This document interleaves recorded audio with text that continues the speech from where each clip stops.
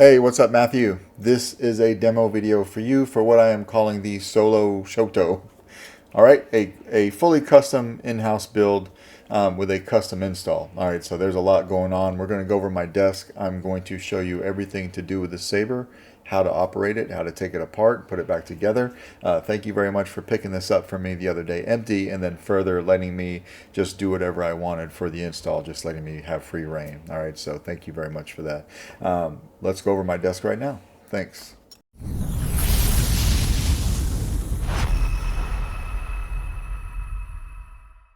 All right, Matthew, let's go over what I am calling the Solo Shoto. Okay, thank you very much for picking this up. This was very much a passion project of mine. For people who don't know, I do come from Japanese descent on my mother's side. My grandmother is full Japanese.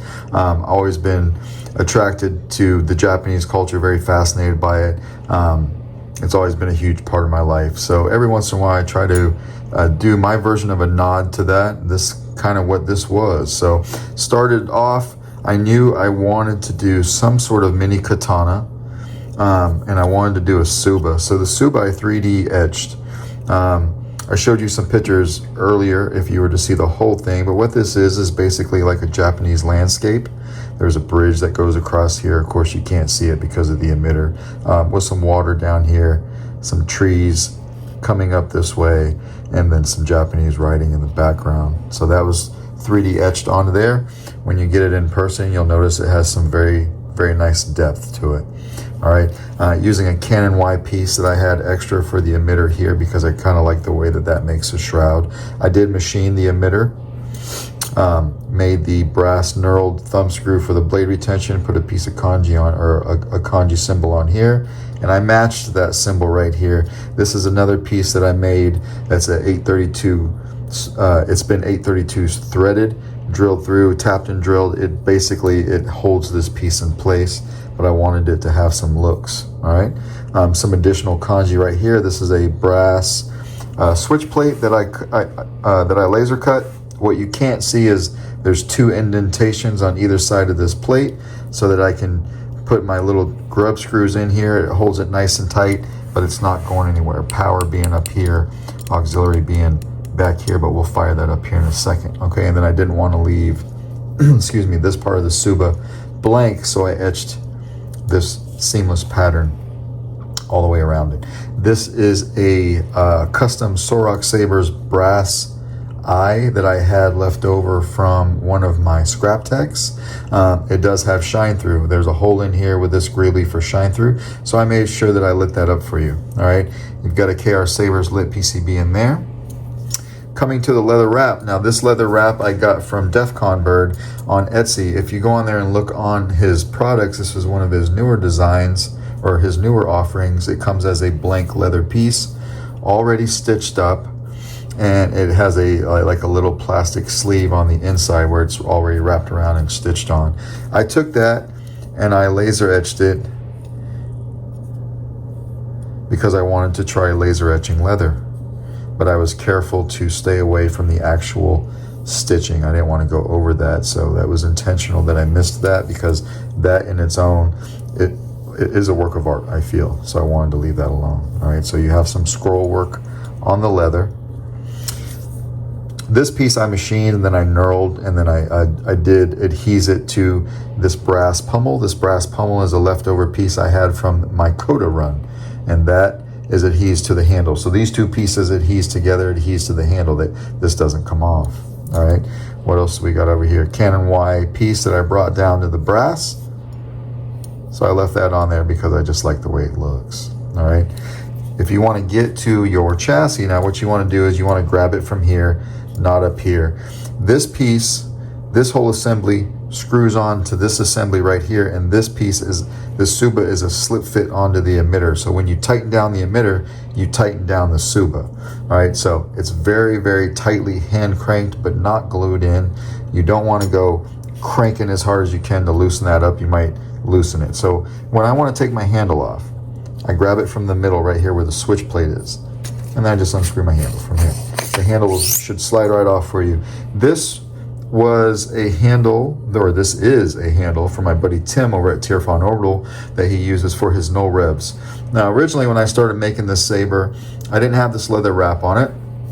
I was using the handle, but the handle is very unique in its looks, and somebody had asked me if I was making a modified no rev. At that time, I knew I needed to get away from the handle because I didn't want it to look like something that my buddy Tim does. Even though he gave me some of these handles to play with, I felt like I had a little bit more talent to make sure that it was something of my own. So I went ahead and I milled it down just enough to I could tightly slip fit this leather wrap on here. It's not coming off, all right? But I do like this handle very much. It's a low profile handle. I threaded my middle piece that I machined here to match the threads in the handle, so it should go on and off for you very easily, and that's what we've got there, nice and clean on the inside. All right, putting that off to the side. This is the chassis. This is a brass chassis that I did. I did show you this yesterday while I was etching this. I wanted to do a little something different than I typically see on chassis. I wanted to do some like pipe work and some conduit work, but I didn't want it to be too small. If you get to be doing these etches too small, then you get lost in the details. Like I've seen some etches out there where the details are just so tiny that when you're looking at the thing, you don't even know what you're looking at. I try to back away from that a little bit. So when you get this in person, hopefully that does look like some conduit and piping coming down to where it looks like the inside of a lightsaber.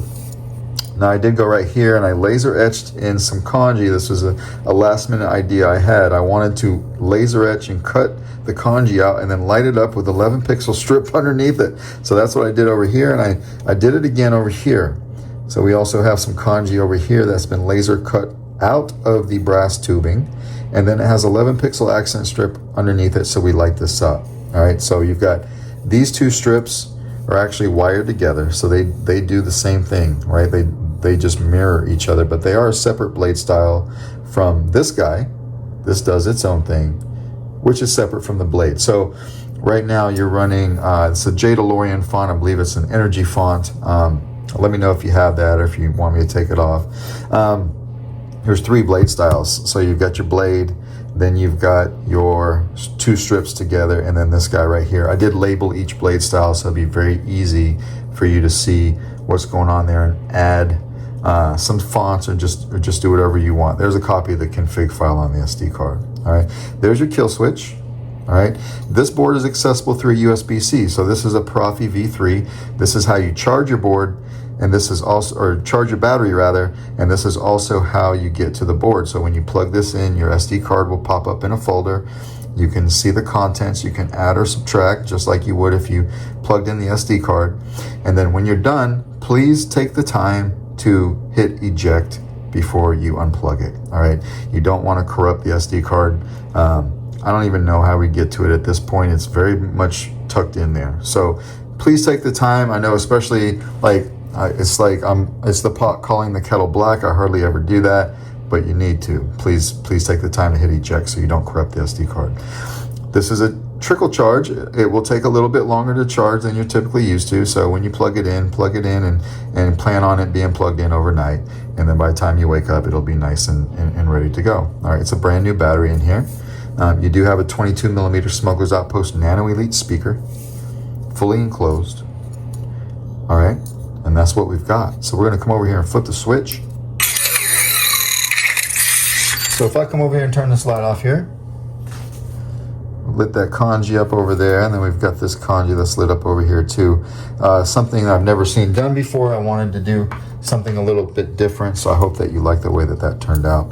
And of course you've got your pulsing over here for your shine through there. When we tap the power, these will ramp up, as you can see on my hand. This will go to matching the blade for now. You can, of course, change that to whatever you like.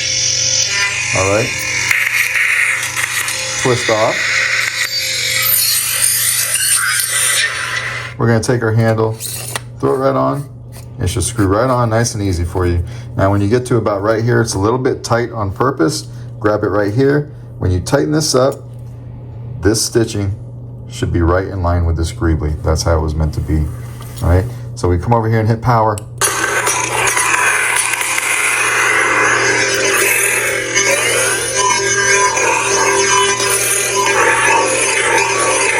auxiliary back here.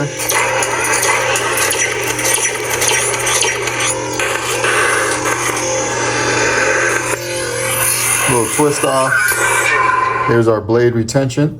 Very easy to grab. Just make sure it's out of the blade socket right there. Come over here with a 7/8 inch blade. It should go right in. Push it down on the pins. Lock it down, and again, power.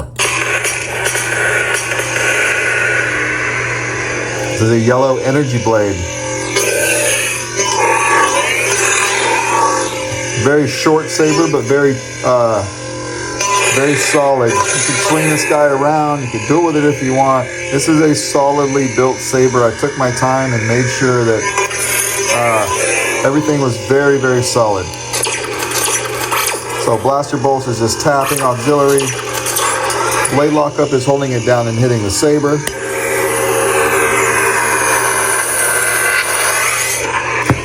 So you let go of it. We'll do a little twist off there. Has a bit of a pre-off. Play our soundtrack. Long press on the power. Another long press to turn it off. And then when we're done here, you just unscrew that, take your blade out, and screw this back in. This is stationary. This has been adhesed to the emitter. All right, and that, sir, is how you use the blade, rather, but let's go ahead and go through the motions of turning it off. So it's as easy as taking the handle off. You can see that it's on right here, but let's go ahead and turn it on anyway. I made this kill switch so it's easy to get to. Just flip it off with your finger. And there you have it. So, Matthew, that is how you work your solo Shoto.